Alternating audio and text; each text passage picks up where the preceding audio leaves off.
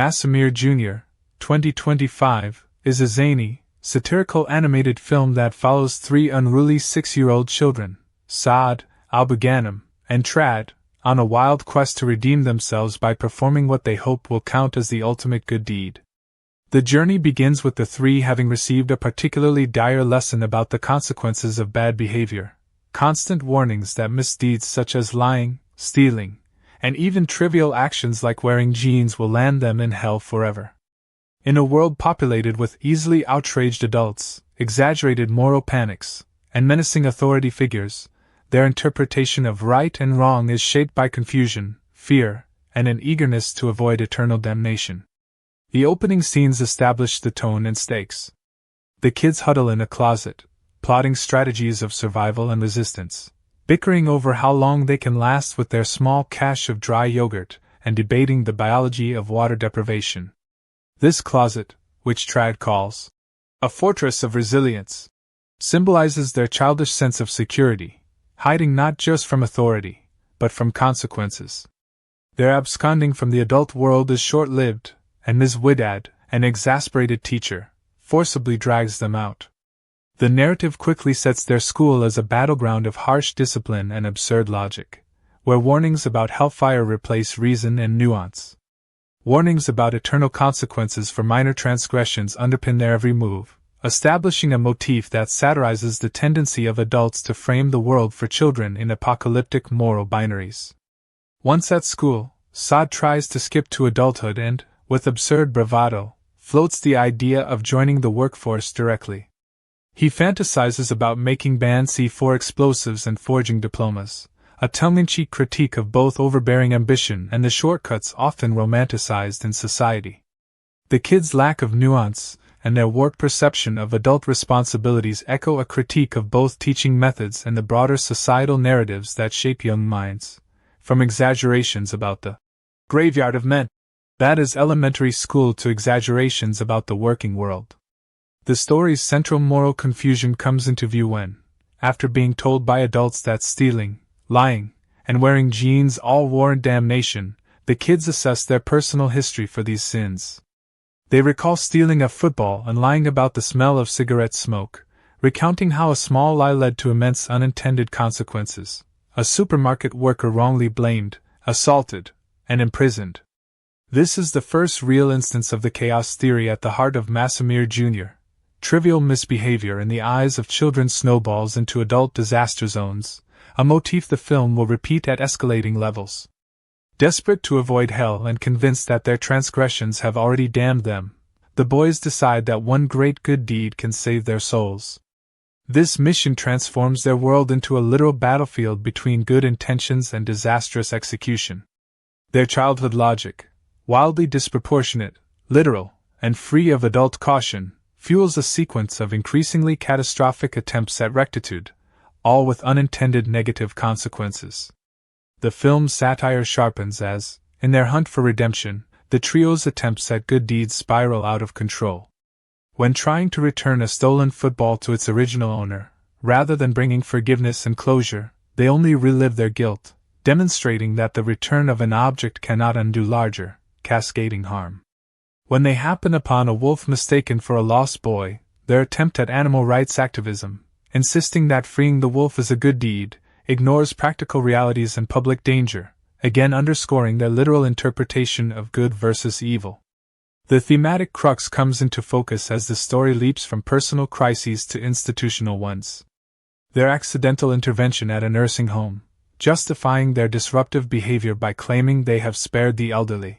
The humiliation of old age, and their mishap at an orphanage, where selfish urgency leads to a fire that devastates a neighborhood, together offer scathing social commentary. Well-intentioned action taken without context or understanding, the film suggests, often breeds more harm than good. Intent, in other words, is not a sufficient substitute for wisdom, planning, or empathy. The fallout from the orphanage fire is particularly grim, with hundreds of casualties and massive financial loss. The narrator and news reports reinforce the gravity. Here, the film shifts from slapstick comedy to dark farce, demonstrating the theme that modern society structures, reliant on institutions and emergency services fraught with limitations, are regular casualties of ill-conceived attempts at good. This sequence exemplifies the show's biting critique of bureaucracy and the frequent mismatch between institutional rules, personal morality, and chaotic reality. The boys' sense of doom escalates. In a panic, they try to rationalize their fate, convinced they are bound for hell. Their dialogue drips with comedic fatalism, driven by distorted conceptions of sin and accountability picked up from society's teachings and urban legends. From here, the story pivots as the trio decide that what they need is not a small act of redemption, but a grand, heroic act to atone for everything, something of such magnitude it could outweigh the perceived mountain of their sins. Trad, the ringleader, fixates on Maisa Wabi, a local celebrity singer and TV personality thought to be a homewrecker, because her performances inflamed the passions and rivalries of married couples. He proposes that eliminating Maisa would be a supreme service to society, and thus redeem their souls. Here, the plot draws sharp lines between childish literalism, societal hysteria, and adult failures to define true virtue. Trad's willingness to translate moral panic into violence lampoons both the dangers of radicalization and the absurd way in which cultural scapegoats are blamed for complex social problems. The world of Masameer Jr. is further broadened as the kids set out for Artakia, Maisa Wabi's supposed home, a fictional island in the Arabian Sea depicted as a failed state controlled by violent gangs, human trafficking rings, and rife with catastrophic dysfunction. On the way, the story satirizes everything from political borders and travel bureaucracy to the narrative of failed states, showing how such labels are meaningless to children and serve mostly to complicate the efforts of outsiders. The kids' inability to fly without a guardian doubly mocks both bureaucratic overreach and the absence of meaningful adult guidance in their lives. A recurring joke about stolen pants and Jennifer Lopez references acts both as comic relief and as commentary on consumerism and the ridiculous value sometimes attached to celebrity items, reflecting a world where the mundane is easily conflated with the sacred or notorious.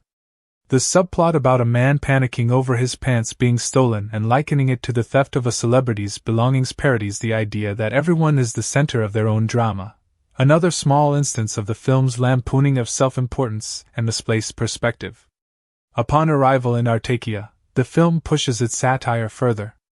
The failed state status is mapped onto real political instability, complete with gang factions, constant violence, and the looming threat of a terrorist attack by the so-called September's Flower group.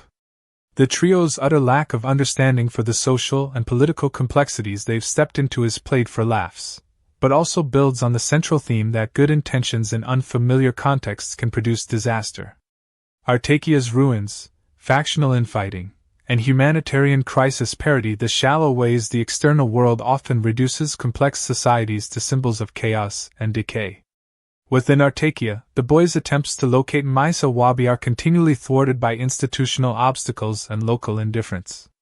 Their suggestion to bribe a post office clerk for Maisa's address highlights problems of corruption and the ways in which information, and by extension, access and justice, is controlled by gatekeepers. Their efforts to send her a letter, or even to use a pigeon as a message carrier, further lampoon their outmoded and naive problem-solving skills, as well as the gulf between old-fashioned approaches and modernity. When they finally track down Maisa's location, the comedic farce reaches new, surreal heights. Disguising themselves as plumbers to gain access, the children wander even deeper into adult territory, both physically and metaphorically. Their encounters with grown-ups highlight the miscommunications and stereotypes that define local and foreign interactions. One character's lessons on not mentioning Yemen, baristas from the Philippines, or other countries adds layers of satire that skewer xenophobia and selective hospitality, suggesting that all societies wrestle with contradictions about outsiders and insiders. Masameer Jr.'s strength lies as much in this riotous parody of adult hypocrisy, bureaucracy, and media hysteria as it does in its slapstick chaos and exaggerated characters. The adults around the children are, for the most part, unreliable, self-absorbed, or coping with problems that outsize the young protagonist's comprehension. The result is a society in which children are forced to become their own moral authorities, even as their sense of right and wrong is constantly fractured by the world around them. The trio's conversations are peppered with references to apocalypse, terror, and scapegoating. Lessons on the signs of the apocalypse drip with black humor, as even sudden death can be interpreted as an omen of the end times. To these children, already struggling with guilt and confusion, such apocalyptic language only feeds their urgency and despair. The death of a teacher, or a news report of impending disaster, is just another sign that their time to redeem themselves is limited. The world can end at any moment. Crucially, the children's plot to kill Misa Wabi reflects the culmination of their misunderstanding of morality. Here, the film lays bare the dangers of simplistic lessons and fear-based moral teachings. Trad's claim that violence will save them from hell is rebuffed by his friend, who calls it the very definition of terrorism. Yet the mere suggestion, articulated so childishly and yet echoing the logic of many adult vendettas, underlines the absurd way societies sometimes justify violence as moral necessity. The ending brings Masameer Jr. full circle, solidifying its satirical themes.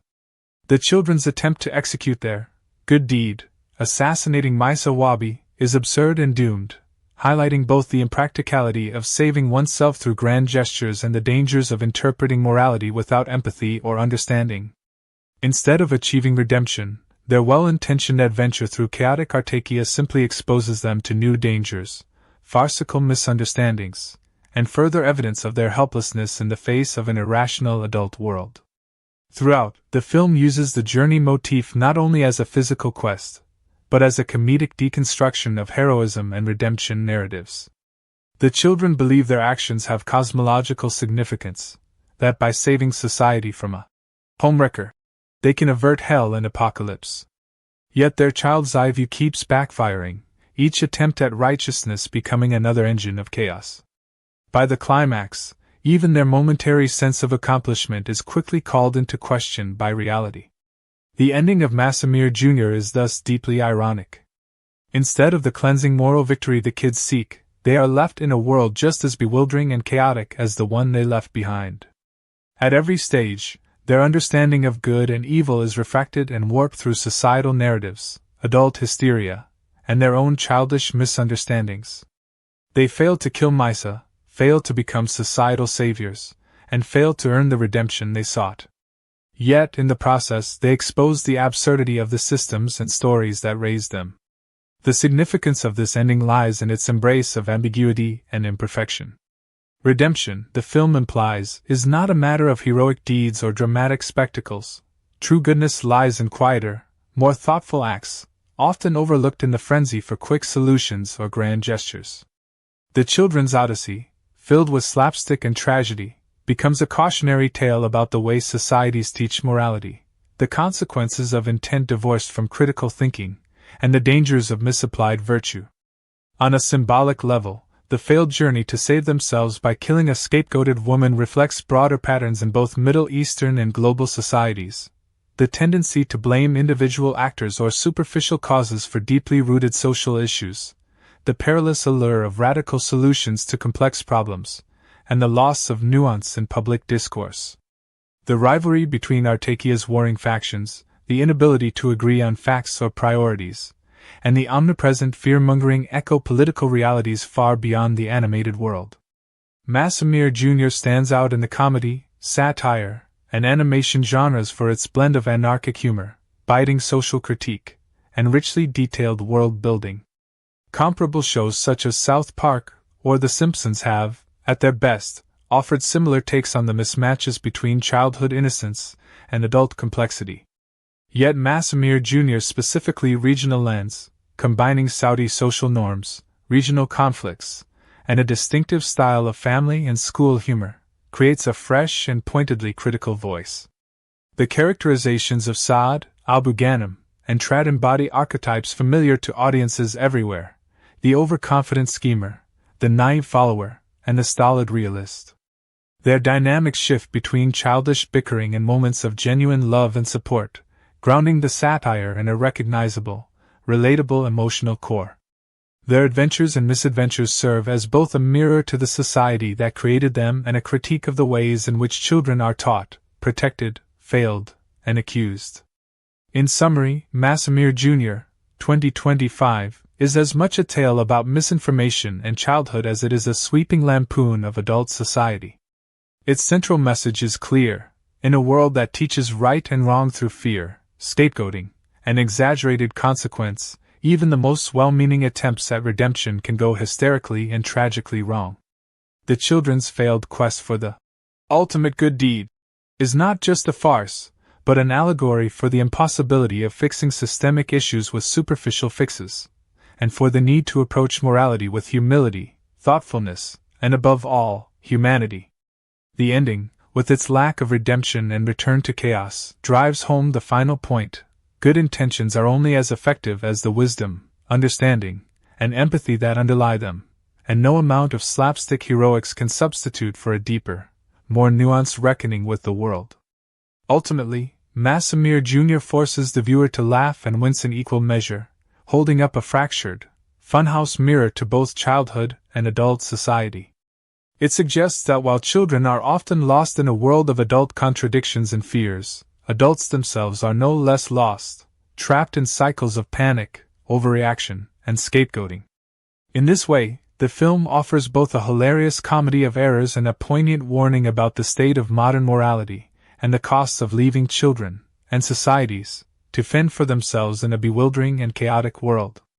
Masameer Jr., 2025, thrusts the viewer into a world that is, at once, hilariously childlike and shockingly complex. From the very beginning, the story is propelled by the central trio, three 6-year-olds, full of unruly mischief and boundless curiosity, whose quest to find the ultimate good deed turns into an uncontrollable spiral of mayhem. Their childish sense of morality and simplistic understanding of cause and effect act as a lens through which the convoluted adult world around them is filtered, exposing the absurdities, contradictions, and underlying violence that permeate the fictional world of Artakia. While the premise is rooted in slapstick humor and fast-paced gags, the narrative quickly evolves into a multi-layered satire, weaving political intrigue, personal rivalries, and social commentary into the children's naive misadventures. In this segment of the story, the plot becomes entangled in the ongoing power struggle between two main factions: July's Thorn, holding a shrinking stronghold, and September's Flower, poised for domination. At the same time, a host of supporting characters, warriors, political leaders, and unlikely comedians, jockey for their own share of power and personal redemption, their actions shaped as much by petty grievances and old flames as by grand ideals of justice or nationhood. The separatist undertones are made overt through dispute over currency, language, and factional allegiance, laying bare the way in which politics infuses the fabric of daily life. A crucial turning point occurs when Trad, Saltu, and Saad, aspiring schemers from outside Artakia, enter the fray. Their motivations are at once mundane and absurd: the desire to eliminate a woman, Maisa Wabi, ostensibly for being a source of vice and depravity. The way these outsiders barge into the tense local climate reflects a recurring theme in the film, that conflicts are rarely about their stated causes. Instead, the true motives, personal slights, romantic entanglements, and the desire to appear competent or righteous, are revealed through banter, mock accusations, and childish name-calling. Even as they attempt to negotiate with Major General Meshel Mashur, a militant leader defined by his devotion to September's Flower and notorious for his rigid loyalty to the Caliph, their lack of seriousness becomes obvious. Far from idealistic warriors, the film's revolutionaries are shown to be petty, corruptible, and easily manipulated. The character of Major General Meshel Mashur is emblematic of the contradictions at the heart of Artakian politics. His gruff insistence on loyalty, his posturing as a man concerned with serving the people, and his quickness to violence are offset by his susceptibility to emotional manipulation, particularly around Maisa.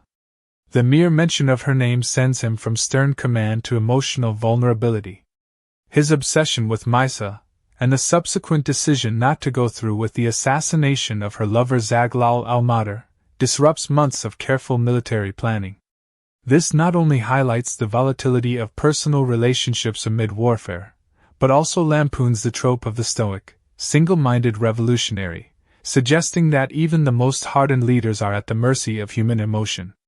Maisa Wabi herself emerges as a pivotal figure, a famous singer dubbed Artakia's national treasure, but also a woman whose romantic history continues to haunt and shape the fates of men around her.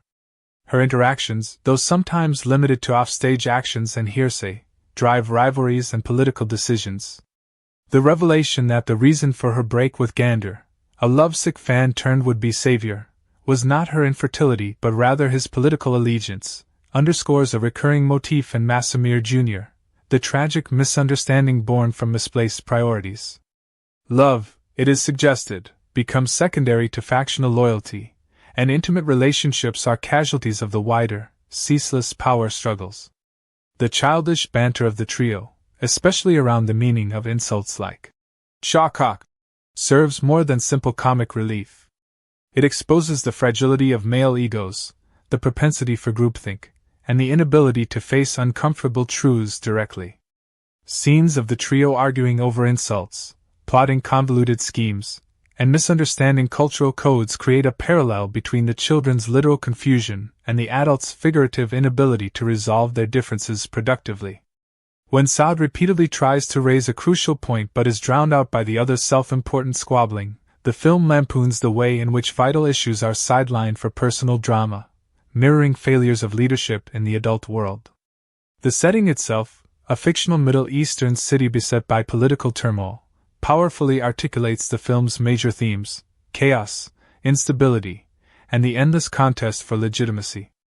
Artakia's popularity as a stand-in for other real-world settings allows the filmmakers to explore questions of identity, loyalty, and power without direct reference to any one country, simultaneously inviting viewers to draw parallels to their own societies.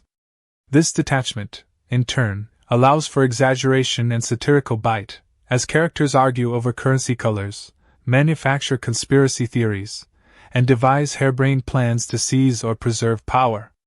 One strong undercurrent in the film is the way that abstract causes become warped as they pass through the distorted perspectives of those fighting for them. Major General Meshel claims the goal of ensuring that September's flower serves the Artakian people, not ourselves, and promises to return the fate of the nation to its citizens once victory is secured. But irony permeates these pronouncements. Through the characters' actions, a violent crackdown here, a personal vendetta there, it becomes clear that the real struggle is not for justice, but for domination and personal gain. Even high-minded calls for democracy become mere rhetoric to win approval. This tension between stated ideals and actual conduct is driven home when a civilian, forcibly requested to accept military rule, protests, insisting, "My only president is the Constitution." His protest is met with patronizing dismissal, the promise of a return to normalcy, dangled as an empty carrot. The symbolic use of communication and miscommunication permeates the narrative. The children's forged letter, pretending to suffer from, but cancer, as a ploy to get backstage access to Maisa, gives rise to a string of misunderstandings and overlapping misdeeds. The adults, themselves hardly more mature, constantly exchange insults, riddles, and cryptic references, exposing their own confusions and questionable ethics. When Trad attempts to insult Maisa's maid with a roasting comeback, the group's self-congratulation feels juvenile, mocking the masculine pride and the hollowness of their victories. Instead of violence yielding resolution, or communication yielding understanding, everything simply escalates or fragments further. As the plot approaches its climax and resolution, the personal storylines interweave more closely with the broader political events. Gander's realization that Maisa cannot have children, and his attempt to soothe her by offering unconditional love, is undercut by Maisa's blunt confession that her true reason for leaving him was his support for President Riyadh. This moment of confession is packed with thematic meaning.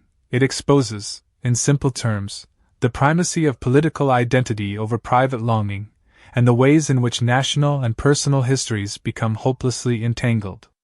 The motif of building a bright future for Artakia runs repeatedly through the narrative, echoing state propaganda and political slogans, but always with a dark twist, revealing how notions of nation-building become corrupted by individual vendettas and collective hysteria. Maisa's past, especially her involvement in the events surrounding President Riyadh's assassination, becomes a touchstone for the film's critique of revolutionary and counter-revolutionary idealism. The confession reveals that Gander himself, unwittingly, provided the means for Joseph, an assassin loyal to the opposite faction, to infiltrate the hospital where Riyadh was killed. This revelation is deeply ironic. The audience sees, through Gander's confusion and heartbreak, how individuals become pawns in a larger chess game, often manipulated into unwitting complicity in violence for the sake of love, loyalty, or simply failing to see the bigger picture. Displaying a photograph of Joseph with Gander, while the latter remains oblivious, further reinforces how the grand historical events of a nation are shaped by small acts of trust, betrayal, and mistaken belief. Symbolism is employed with care and sharp wit throughout the film.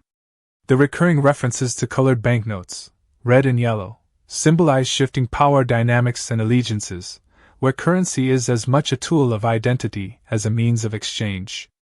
The motif of the bike, both as a literal means of movement and a sexualized insult, serves as a metaphor for the way individuals are passed between factions, their agency reduced by the games of the powerful. The children's attempts to solve riddles, meanwhile, mirror the adults' own inability to solve the deeper riddles of loyalty, justice, and happiness. In every case, the surface-level answer proves hollow or insufficient: a rooster, a woman, a political party, while the real issues remain unresolved.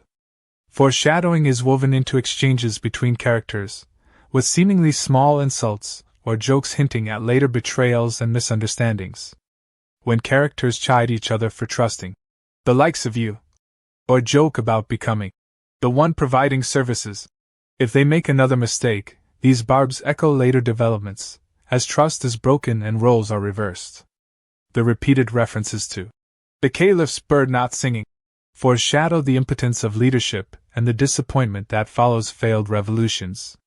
The children's naive quest for a good deed foreshadows the broader sense of futility in the adult world.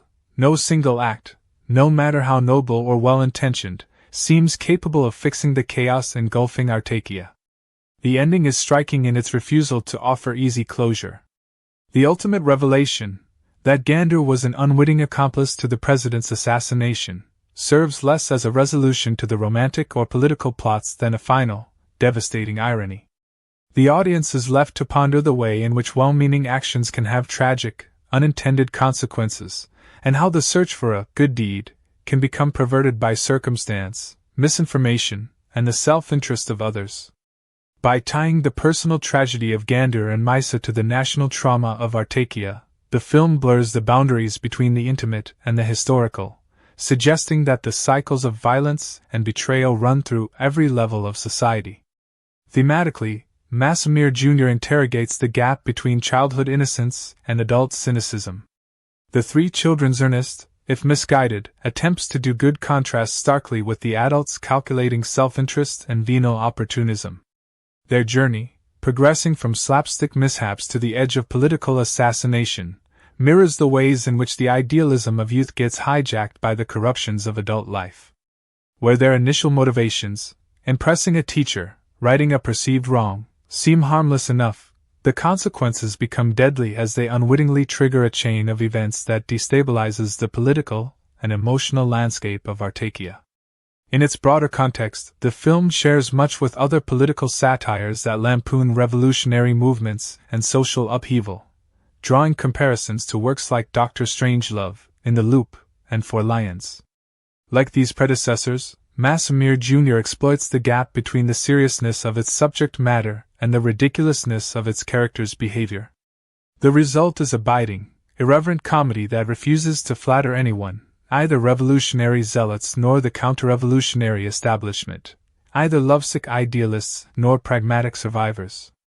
Through sharp dialogue, exaggerated caricatures, and a relentless pace, the film exposes not only the absurdities of power but also the emotional wreckage left in its wake. Yet, for all its satire, the film is not entirely cynical. In moments of vulnerability, Major General Meshal's confession of heartbreak, Gander's admission of love, even the children's fleeting moments of remorse, Masameer Jr. gestures toward the possibility of empathy and redemption. The character's inability to act on these feelings, however, points to a world too fractured, too entangled in its own contradictions for simple, good deeds, or pure intentions to suffice. Ultimately, Masameer Jr.'s ending is significant not merely for delivering a twist or exposing a web of conspiracy, but for challenging the viewer to reconsider the nature of responsibility, cause and effect, and the often invisible threads connecting personal choices to public catastrophes. By melding the children's chaotic innocence with the adults' tragic follies, the film suggests that the boundary between mischief and mayhem, between a childish prank and a national crisis, is thinner than we would care to admit. Even the ultimate, good deed, remains elusive, transformed by the world's complexity into a source of further confusion, heartache, and yes, humor. In sum, Masameer Jr.'s careful blend of comedy and social critique, its rich cast of flawed, all too human characters, and its intricate depiction of a society lurching between chaos and order, elevate it far beyond a simple animated farce. The quest for redemption, whether personal or collective, is painted as a long, error-prone journey, full of unintended consequences and bitter ironies. In this light, the children's misadventures are not so different from the adults. Both are attempts, however misguided, to impose meaning on a world that resists easy answers, and perhaps, to perform a good deed, in a world where such things are never simple. The film's lasting impact lies in this refusal to resolve its tensions, leaving the audience both laughing and unsettled, prompted to look beneath the surface of their own society's dramas and to question who benefits, who suffers, and what it really means to do good. Masameer Jr., 2025, is a chaotic, comedic, and deeply satirical animated feature exploring the misadventures of three unruly 6-year-olds as they try to redeem themselves with the ultimate good deed. The story plays out in the fictional country of Artakia, a place riddled with exaggerated adult problems and societal quirks. The film's core premise is deceptively simple. After being given a hard lesson about their bad behavior, the three kids embark on an over-the-top quest to perform a singularly grand good deed. But their youthful enthusiasm, lack of understanding, and the influence of the confused adults around them quickly spiral their quest into unintended havoc. In this detailed analysis, we'll break down the events of the film, explore the arcs of the main characters, analyze the themes and symbolism, and dissect the ending to understand its deeper messages and how it fits within the context of animated satire. The movie opens with the three main children, Saad, Abdullah, and Trad, being admonished for their consistently bad behavior. These 6-year-olds are not your average kids. They are brimming with hyperactive energy, boundless curiosity, and a tendency to turn even the simplest tasks into elaborate disasters. Their teacher, Mr. Midhat, tries to steer them right with a passionate lesson about the importance of doing good. However, as with many moral lessons in the adult world, the message is riddled with contradictions and adult insecurities, which the children absorb in their own naive way. Instead of genuinely understanding the importance of good deeds and morality, the kids latch on to the idea that the only way to compensate for their history of bad behavior is to perform a single, grandiose act of good. This binary thinking, something often seen in children but parroted as present in adults as well, sets the foundation for the plot. Their scheme is fueled by the desire for validation from their teacher and the world around them, placing the narrative squarely in the territory of well-intentioned chaos. As their quest unfolds, the children's actions are interwoven with wider social and political commentary. Artakia is a caricature of a modern Middle Eastern society facing rapid change, grappling with issues of tradition versus modernity, and overwhelmed by internal contradictions. The kids' journey draws them into the orbit of several adults, each with their own ambitions, foibles, and agendas. These include Gander, a seemingly noble but somewhat bumbling would-be hero, Maisa Wabi, a revered public figure with a stunning singing voice symbolizing hope and progress, and Banana, an extremist recruiter parodying the dangers of ideological manipulation. Supporting characters such as Abu Fahd, Abu Abdurrahman, members of rival groups like July's Thorn and September's Flower, and all manner of quirky townsfolk populate this vibrant world. Throughout the film, the narrative structure employs fast-paced, frenetic comedy and a continuous barrage of misunderstandings. The kids attempt several good acts, each more disastrous than the last, and the film often cuts away to the adults reacting with varying degrees of disbelief, horror, or opportunistic scheming. The adults, for all their authority, are often just as lost, selfish, and contradictory as the children, blurring the moral distinctions typically seen in animation targeted at younger audiences. One of the movie's most pivotal scenes occurs at a highly charged public event. Misa Wabi is poised to usher Artakia into a new, hopeful era, with her presidency representing a progressive future. This is underlined by chants of her name and a passionate speech about entering a new era for Artakia, echoing familiar political tropes about new presents and bright futures. The entire affair is tinged with both satire and sincerity, as the hopeful rhetoric is undercut by the underlying chaos. Amidst this, the children, influenced by the conflicting alliances of adults, find themselves entangled in the rivalry between July's thorn and September's flower, two extremist groups each defined by bizarre motivations. July's thorn is chosen for its leader's love of bananas and the appealing rhyme with July, but their extremism is parroted by the group's sheer absurdity. September's flower, on the other hand, becomes a farcical safe haven for those desperate to end personal relationships, as seen in the revelation that one man joined just to get divorced from his wife, who despises extremists. This absurd logic satirizes the genuine lack of conviction often found in real-world radical movements, and the arbitrary manipulation of causes for personal gain.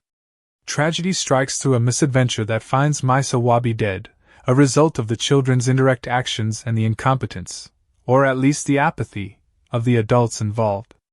"She was in the palm of my hand," laments Trad, his words echoing the weight of the unintended consequences that stem from naive intentions colliding with adult ambition. The irony culminates in the realization that, despite the disaster, Gandur and these three saved Artakia, being chanted, suggesting that even convoluted and disastrous actions can be co-opted and reframed as heroic narratives by those in power. This is a pointed jab at how societies reframe and mythologize events to suit their desired storylines, regardless of the actual causes or truths.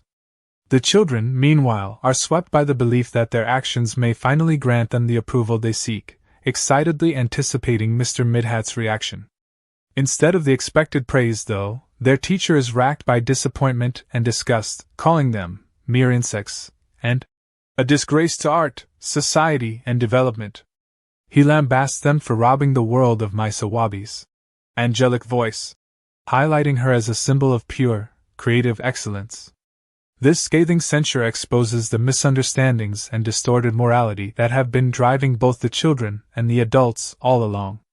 Mr. Midhat's devastation is layered by his own recent experience, a stroke that has altered his personality and left him emotionally fragile, compounding the confusion as the adults themselves are revealed to be struggling with unresolved trauma and existential crises.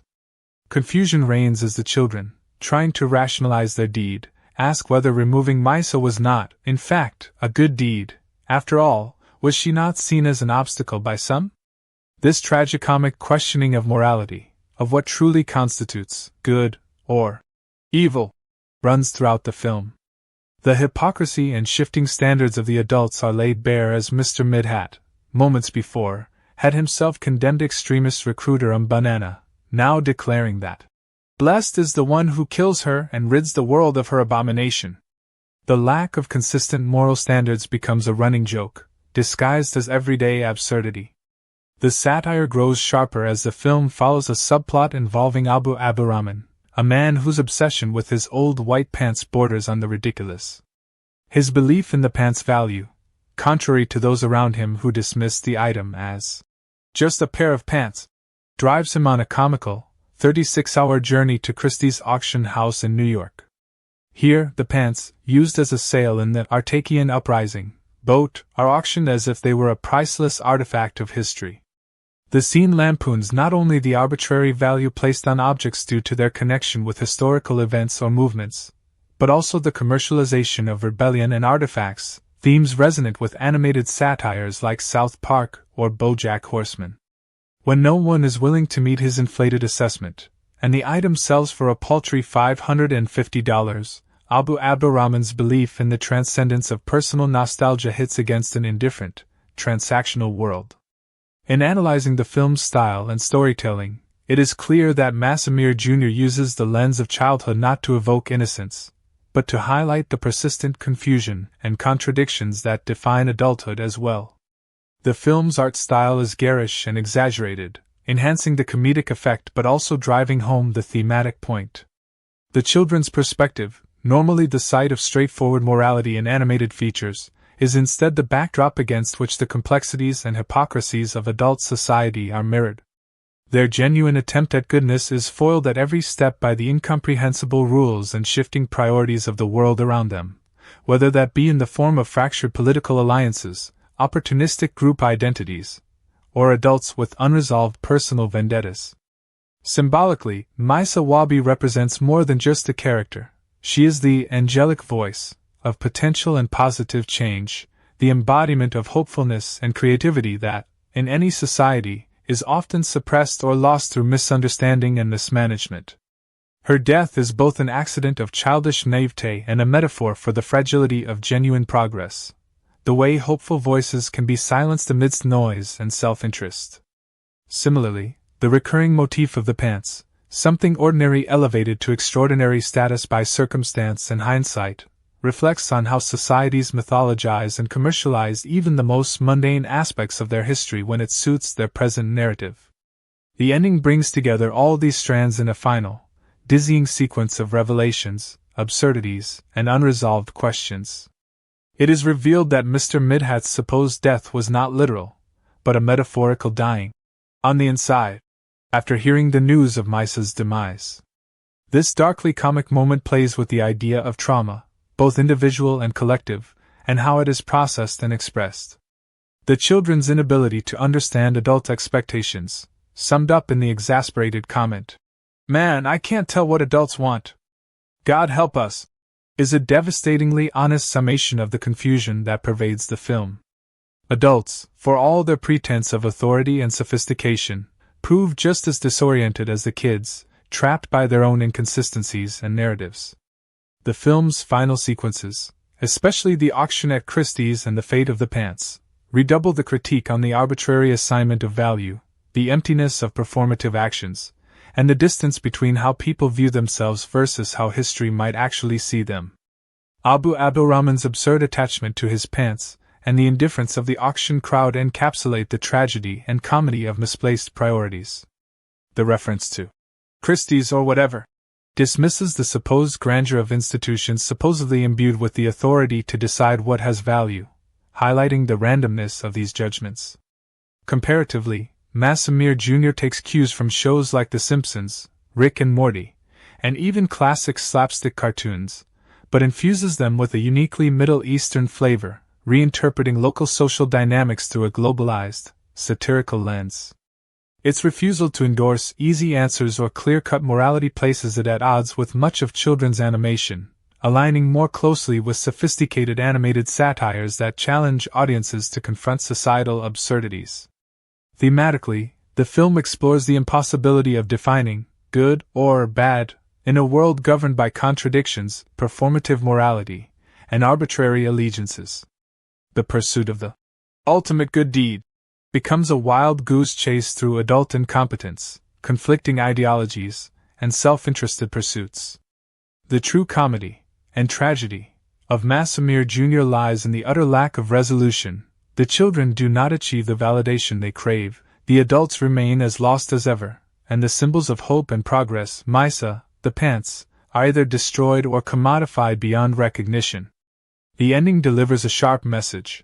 In a world as fractured and performatively moral as Artakia, true goodness is nearly impossible to define, much less achieve. Every good deed becomes enmeshed in unintended consequences, misunderstandings, and the reinterpretation of facts to suit the moment. The children, standing in as avatars for innocence and sincerity, are confounded by adult rules that shift with every situation, their quest for approval ending not with a sense of accomplishment, but with further confusion and disillusionment. The film leaves us without a traditional, uplifting resolution. Instead, it suggests that the best one can do is recognize the absurdity, embrace the confusion, and perhaps find some solidarity in the shared lack of answers. It is a deeply satirical, gleefully anarchic commentary on the state of contemporary society, one where, despite all efforts at control, order, and improvement, chaos, and a pair of old pants, often reigns supreme. In the world of Masameer Jr., the journey toward goodness is less about finding an answer and more about navigating the irreconcilable complexities of growing up in a world that refuses to make sense. Ultimately, Masameer Jr. stands as a potent piece of animated satire, wielding absurd humor, sharp social commentary, and a refusal to sugarcoat the messiness of adult society. The actions and misadventures of the three children serve not to teach a lesson about good and bad, but to expose the murky depths of adult hypocrisy, confusion, and the endless search for meaning in a world that is, perhaps, irretrievably absurd. Its message is as timely as it is timeless. In the quest for doing good, one must contend with both the limits of understanding and the limits of society itself. The real strength of the film lies not in finding simple answers, but in daring to ask uncomfortable questions and laugh at the answers we invent for ourselves.